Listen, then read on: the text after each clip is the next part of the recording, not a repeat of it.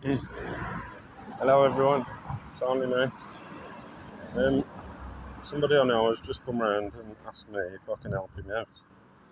So this quad won't start.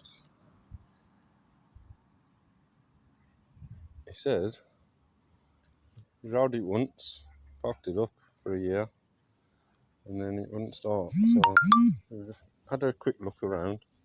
Yeah. Oh, just for the record, you can see there 17 miles is all it's done since new. It's a £4,000 quad. Yeah, nice, very nice. But have a look at this. Now, I've owned one of these before, and the cam bolt come loose.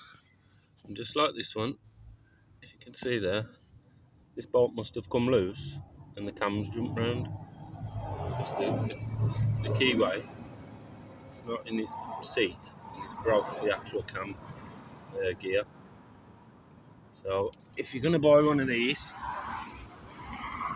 before you ride it anywhere, I advise you to